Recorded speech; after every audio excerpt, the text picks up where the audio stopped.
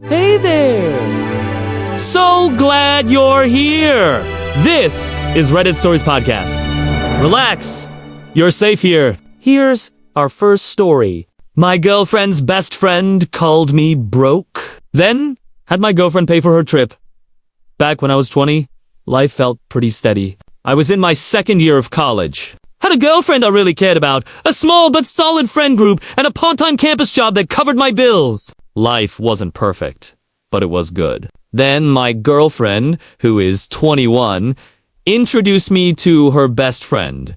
And from the start, she came with this energy that I didn't like. I'm not quick to dislike people, so I gave her a fair shot. But it didn't take long for her personality to show. She made little digs about my clothes, my old phone, and even joked once that my car looked like it was built before Wi-Fi existed. I laughed it off in the moment, but it stuck with me.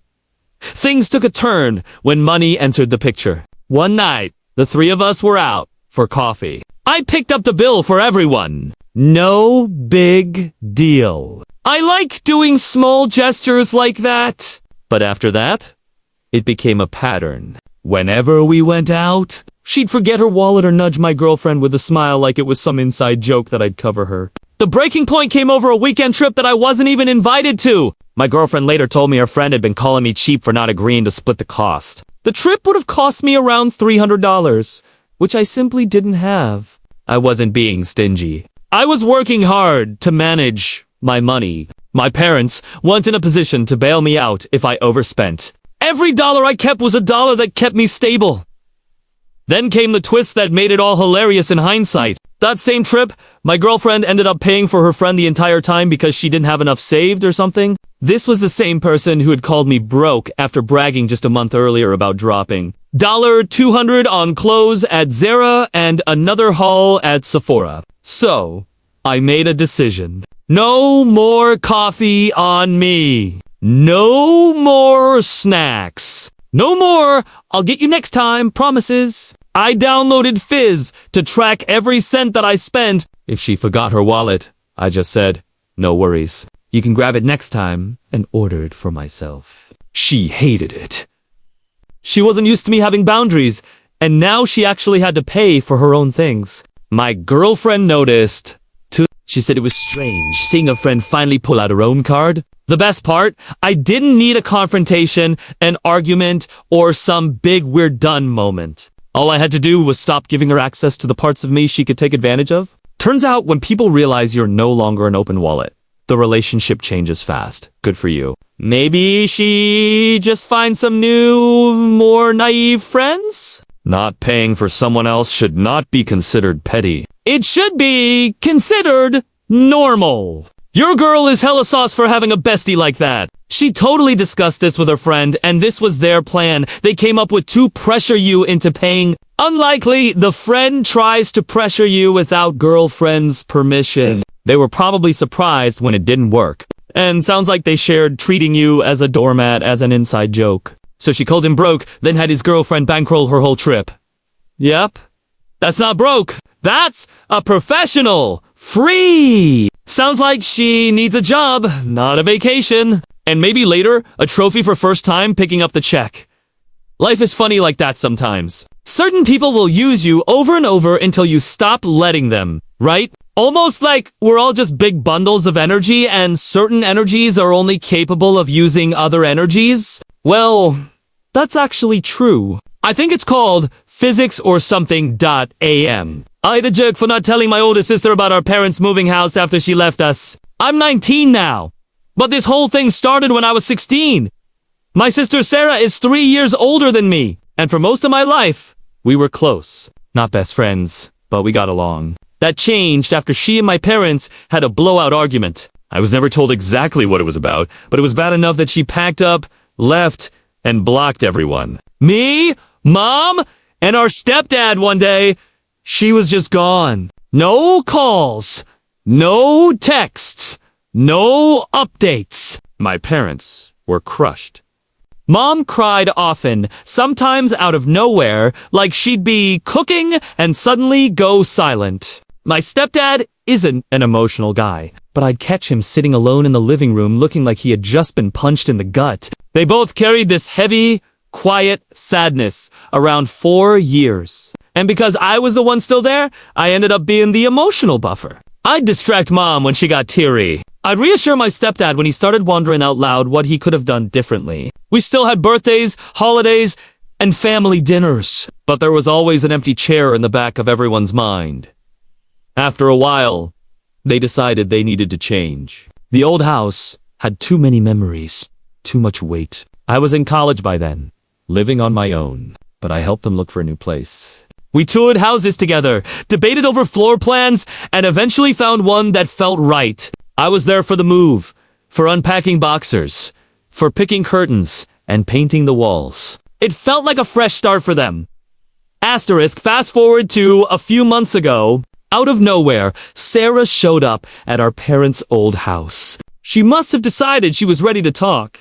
Except when she knocked on the door, complete strangers answered. That's when she unblocked me. Her first message wasn't hi or I've missed you. It was about how embarrassed she was. How hurt she felt that we had moved on without telling her. She made it sound like we had erased her on purpose. I told her the truth.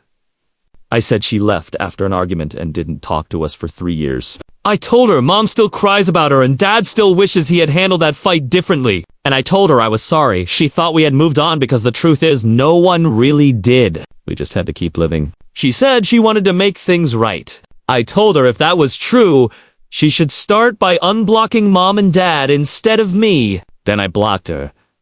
Now I'm wondering if I went too far. On one hand, I feel like she abandoned us and only came back when she was ready without considering what those years were like for us. On the other, maybe I shut the door too quickly when she was finally ready to open it. Update! My mom called earlier, sounding cheerful. Good news!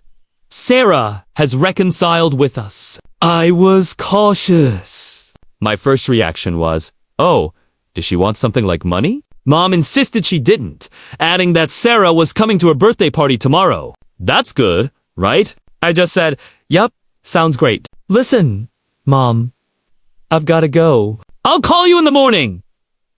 After hanging up, I sat there staring at the wall for a few minutes. I should have been happy that my sister was back in the picture, but instead I felt this knot of anger in my stomach and then curiosity got the better of me. In my original post, someone commented that I seemed oddly uncurious about the original fight between Sarah and my parents. Well, tonight that changed. I unblocked Sarah and asked her what had happened. She replied, I left home because Mom and Dad didn't approve of me dating Simon. I froze. Simon? Who? Her answer, Simon Morris, your ex. That's when my blood ran cold. Simon!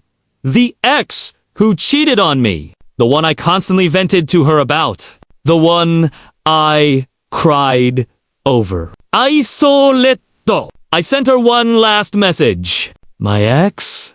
Who cheated on me? The one I told you everything about. You're heartless. Do me a favor and stay out of my life. Then I blocked her again. 20 minutes later, my mom called in tears. She said Sarah was hurt and that I should give her a second chance. I told her I was the one who had been betrayed. And then a thought hit me. I asked, Mom, did you and Dad tell her to block me 3 years ago? She admitted they had. For 3 years, I'd blamed myself for my sister cutting me off. I'd wondered if I was unlovable or if I had done something I didn't realize. All this time, it was my parents who had told her to block me. I didn't even ask why! I just said, see you tomorrow. And I hung up. I'm still going to the party, not for a reunion, but to confront Sarah face to face and hear her explanation. I'm angry at all of them. My sister for dating my ex, my parents for keeping this secret, and myself for carrying guilt that never belonged to me. The strangest part, I keep thinking about how my parents were heartbroken when Sarah left. My mom cried over her. My dad said he wished he had handled things differently. Now, I'm wondering what exactly did they mean by that? For now, I need to sleep. Tomorrow is going to be a long day. They're taking stuff out of Mom's house. That title is what I heard when I answered a call from my younger brother. That was the start of a day that I'll never forget. For quick context, my stepfather Jim had been battling liver cancer. My mom had her own health struggles and had just undergone diaphragm reconstruction surgery. The doctor said she'd be laid up for a month or more, but Jim wasn't in immediate danger, so she went ahead with it. They were wrong. 2 days after she got home from the hospital, barely able to move, Jim went into hospice and passed away that night. It was a huge loss. Jim and my mom had a strong marriage. Her first husband, my father, mistreated her and was unfaithful. Her second husband was a severe alcoholic who had all kinds of problems. But Jim was different. He was a retired Marine Master Gunnery Sergeant. The kind of man who carried the grit and presence of that title in everything he did. Mom, meanwhile, was about as liberal as they come, while Jim leaned the other way politically. You wouldn't think they'd work together, but they did. They truly cherished each other. They had finally found someone solid. And we all loved him. When I got that call from my younger brother, he was panicked and hard to understand, so I left work immediately. On the drive, I called my older brother. I'm pretty clean-cut and not exactly the intimidating type, but my older brother rides a Harley and has the kind of presence that makes people think twice. When I arrived, I found a man I'd never seen before, loading items into a flatbed trailer. He introduced himself as Jim's son from a previous marriage.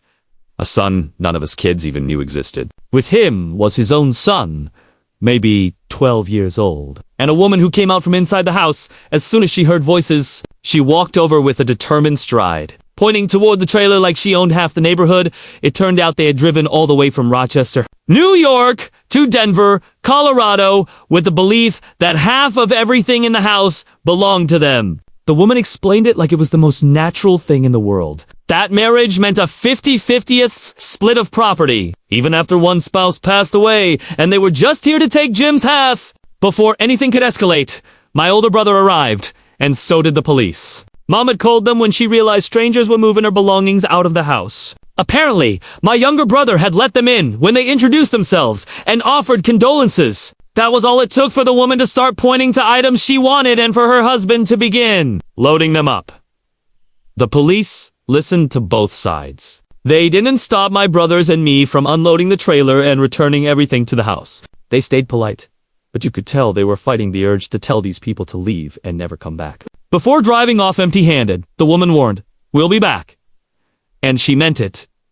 The next day, they returned. Mom gave them my phone number and said I was handling everything. She also made it clear that the police would be called if they stepped foot inside again. She offered them something else instead. Jim had a small rented storage unit, and they were welcome to its contents. I met them there. The unit was barely more than a closet, and the wife's disappointment was obvious. While going through boxers, she tossed Jim's Vietnam service medals into the trash without a thought. Her husband took a few photo albums, but not much else. In the middle of her complaining about the waste of time, I noticed the boy standing outside looking uncomfortable. On a high shelf sat an old Lionel train set in its original box. I took it down, handed it to him, and said, "Your grandfather would have wanted you to have this."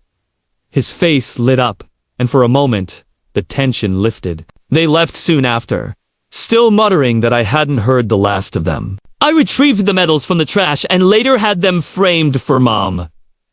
A month later, Mom received an official-looking letter from a lawyer in Rochester demanding full disclosure of assets. I took it to a local attorney who laughed and said it wasn't even a real court document, just an attempt to intimidate her. He told us to ignore it, so we did. That was the last we ever heard from them! In the end, Jim's only significant asset was an insurance policy he had left in a trust for my older brother's 2 kids. They weren't his biological grandkids, but they adored him and called him Grandpa. The trust will help with college or a first home someday. My nephew even talks about joining the Marines, wanting to follow in Jim's footsteps. We didn't lose any of Mom's possessions, and nothing could take away the years that she had with Jim. But it still left me wondering how some people can feel so entitled to what was never theirs. And maybe it also reminded me that even in messy moments, there are small chances to hand someone, even a stranger, a bit of kindness that they can carry home. That was a nice gesture on your part to give the boy the Lionel train set. I hope that jerk and her husband let him keep it and didn't put it up on eBay. Sounds like they have no idea it might be valuable or they wouldn't have left it. Hopefully, they do ignore it and he can have his memory. Their 50/50ths after death idea is just laughable and dangerous if they truly believed it. Without being named as beneficiaries, they had zero claim to your mom's property. Pretty sure in most states, unless a will says otherwise, their surviving spouse is entitled to the estate. What a bunch of vultures. So, they really thought 50/50ths after death was a thing. Yeah, like congrats on surviving your spouse. Now hand over half your couch. Pretty sure the only thing they're entitled to is a restraining order and maybe a to-go bag from the yard sale they weren't invited to. That's all for now, but don't be blue. We'll be back soon with more stories for you.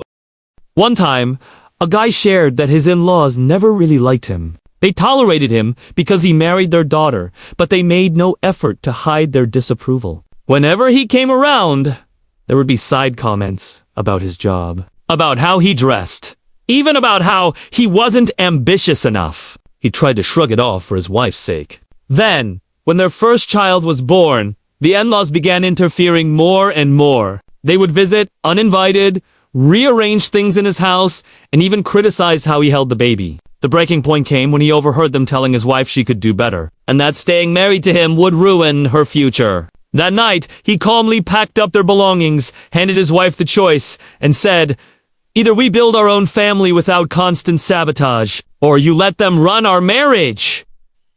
She chose him. They cut off the constant visits, set boundaries, and for the first time, he felt like he wasn't fighting alone. Sometimes strength isn't loud, it's drawing a line and refusing to let anyone erase it.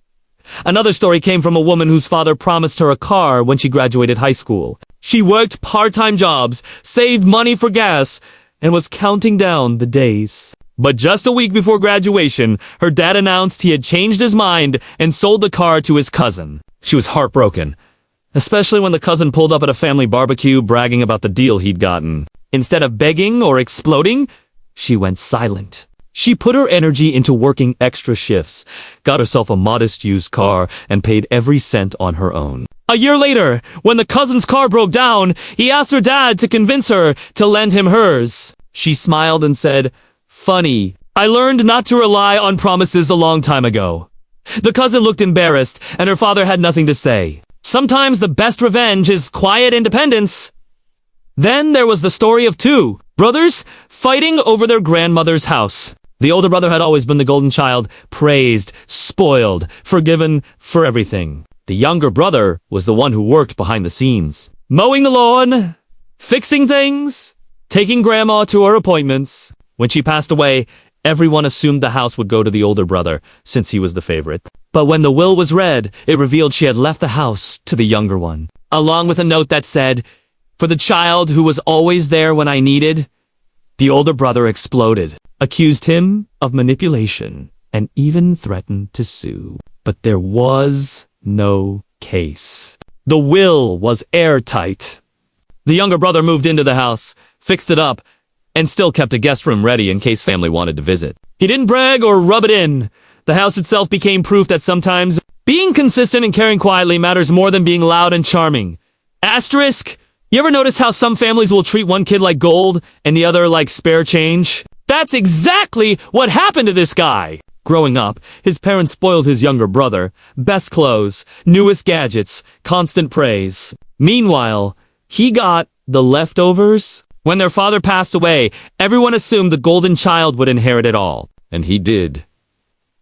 Almost, but tucked inside the will was a letter addressed only to the older son. In it, his dad admitted he had been unfair, that he had chosen favorites, and that he regretted never telling him how proud he actually was. No money, no house, but for the first time, he felt seen. Sometimes words can weigh more than wealth.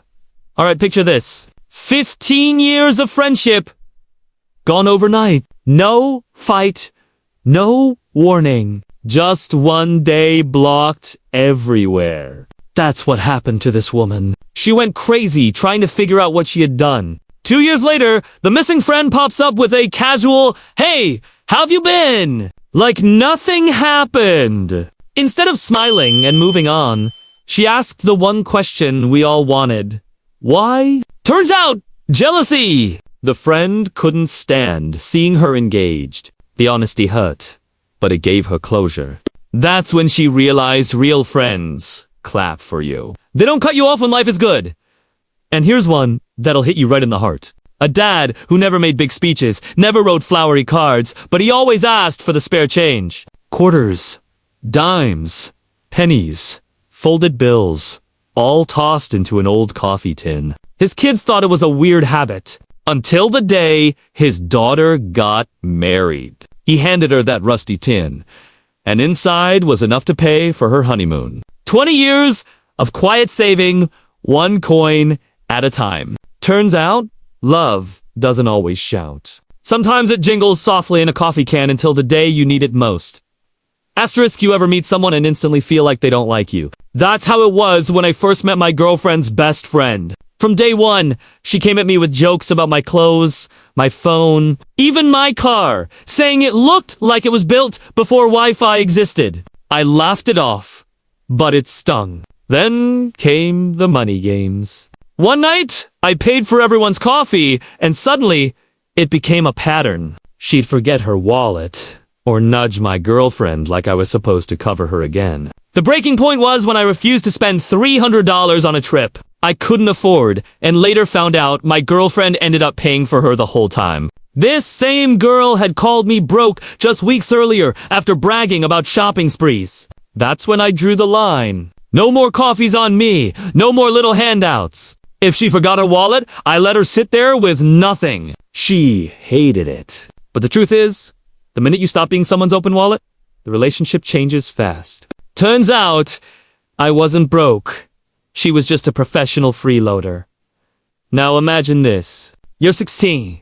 Your sister storms out after a huge fight with your parents, and suddenly, she's gone. No calls, no texts, no updates for 3 whole years. Meanwhile, you're the one stuck at home holding your parents together while they grieve an empty chair at every holiday. Fast forward, your parents move houses for a fresh start. And out of nowhere, your sister shows up at the old place, furious. Nobody told her. She unblocks you just to say she feels erased. You remind her.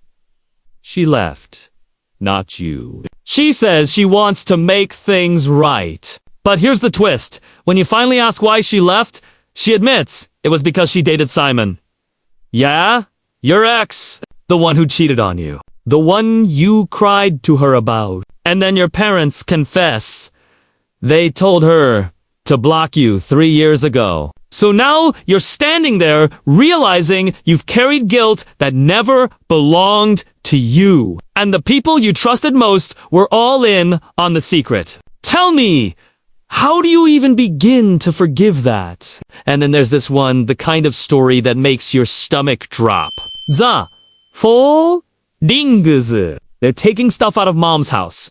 You rush over to find strangers loading furniture into a trailer. Turns out, your stepdad just passed away, and suddenly his long-lost son you never knew about shows up claiming half of everything with his pushy wife barking orders. Like she owns the place. They drove across states, believing marriage meant 50/50ths, even after death. The cops arrive, your brother shows up, and eventually everything gets put back. But the drama doesn't end. The next day, they return, demanding more. At a storage unit, the wife actually throws your stepdad's Vietnam medals into the trash while her son... In that moment, you pull down an old Lionel train set, hand it to the boy, and tell him, "Your grandfather would have wanted you to have this." His face lights up, even while the adults grumble. Later, you frame the medals for your mom. A month after, a fake lawyer letter arrives demanding assets, but a real attorney laughs it off. In the end, nothing was taken except time and peace. But what sticks is the reminder. When vultures circle, even small kindness, like giving a boy his grandfather's train, can cut through the mess. That's all for now, but don't be blue. We'll be back soon with more stories for you. Remember to listen every night so your dreams will be wonderful like you are and bright. Now, click this playlist. Come, follow along. We'll be right here. Until then, so long. Welcome to J.Reddit.